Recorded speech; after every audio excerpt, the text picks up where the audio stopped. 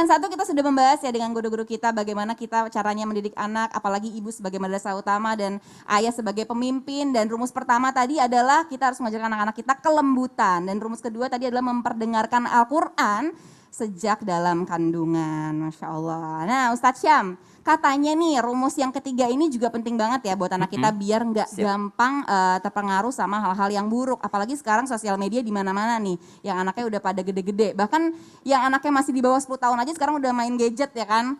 Nah ini gimana nih Ustadz nih, apakah rumus ketiga dalam mendidik anak agar Allah jaga hingga surga kelak? Silakan Ustadz Syam. Bismillahirrahmanirrahim. Tabik kembali guruku Habib Utsman, Ustadz Bani, Kak Acar dan seluruh guru-guru kami yang sedang menyaksikan Islam itu indah. Tanpa bermaksud menggurui ataupun mengajari karena yang berbicara belum punya pengalaman. Mudah-mudahan jamaah sekalian diberikan keturunan yang soleh dan solehah.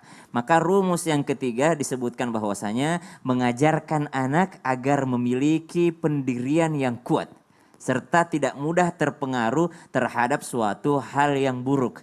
Karena suatu kebohongan ketika orang mengatakan nggak mudah terpengaruh lingkungan. Lingkungan pasti ada pengaruhnya. Bagaimanapun kuatnya kita, pasti ada pengaruhnya. Subhanallah. Jangan tiba-tiba karena udah hijrah, karena followingnya udah majelis taklim semua, karena subhanallah teman-temannya banyak yang udah hijrah, terus mencoba, ayo kita mencoba ke sana, kita dakwah ke sana. Oh, ternyata masuk ke lingkungan itu kembali. Maka dalam Al-Quran disebutkan, ya wailata laitani lam attakhil fulanan khalila, laqad أضلني عن الذكر بعد إذ جاءني.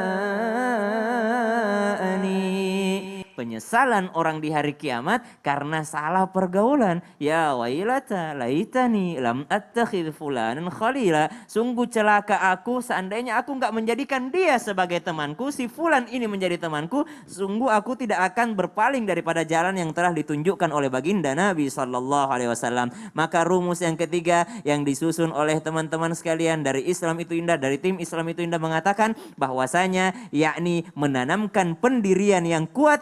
Dalam bahasa Islamnya, bahasa syariatnya disebut dengan keistiqomahan. Kapan itu? Di 7 tahun kedua dengan menanamkan pola pikir yang baik dan benar supaya kuat pendiriannya. Lihat daripada Luqmanul Hakim mengajarkan anak beliau, ya bunayya la tusyrik billah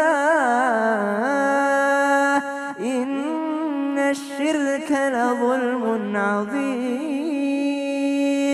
Yang pertama diajarkan Luqmanul Hakim kepada anak beliau yakni ya bunayya la tusyrik billah. Langsung masalah teguh pendirian di sini. La tusyrik billah. Jangan engkau menyekutukan Allah. Langsung diajarkan ilmu tentang akidah, langsung ilmu ketauhidan. Bagaimana pentingnya pendirian yang kuat supaya tidak nanti menyembah selain daripada Allah Subhanahu wa taala. Inna syirka la zulmun azim. Langsung berbunyi ancaman karena sesungguhnya kesyirikan itu adalah suatu kezaliman yang sangat agung, suatu kecelakaan yang sangat luar biasa. Baru setelah itu Luqmanul Hakim mengajarkan aqimis shalah, kemudian wa'mur bil ma'ruf wanha 'anil munkar wa a'rid 'anil jahilin. Disebutkan bahwasanya engkau berjalan dengan rendah hati, dirikan sholat, tapi yang paling utama adalah bagaimana dia teguh pendiriannya, tidak melenceng akidahnya. Banyak sementara sekarang ini teman-teman ya, kita lihat di sosial media mereka tidak percaya lagi dengan adanya Allah.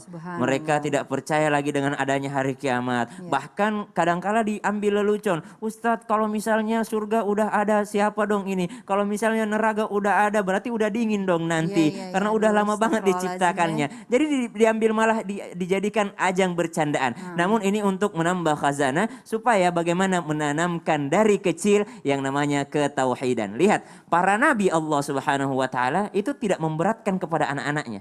Yang penting anaknya istiqomah dalam pendirian Allah adalah Tuhannya.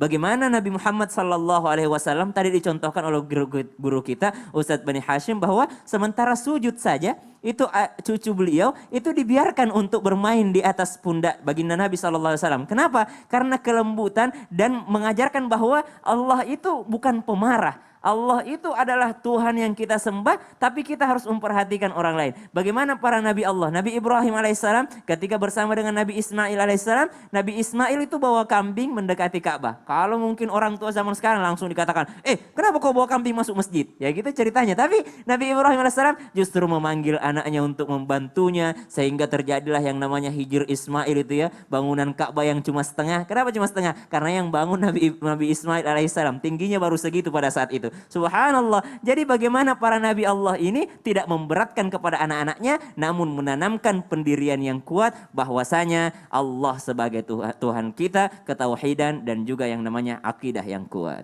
Masya Allah. Jadi balik lagi ya Ustadz ya, pola pikir anak nih benar-benar harus udah dibangun sejak dini ya Ustadz ya. Tapi kan tidak ada orang tua yang sudah berpengalaman kalau kata guru-guru kita. Jadi terus belajar gitu, sama-sama kita belajar. Ya contohnya Aceh ya Ustadz, jadi terus belajar nih pastinya supaya keislaman anak-anak kita kuat dan kokoh Masya Allah. Amin amin robbal alamin. Nah,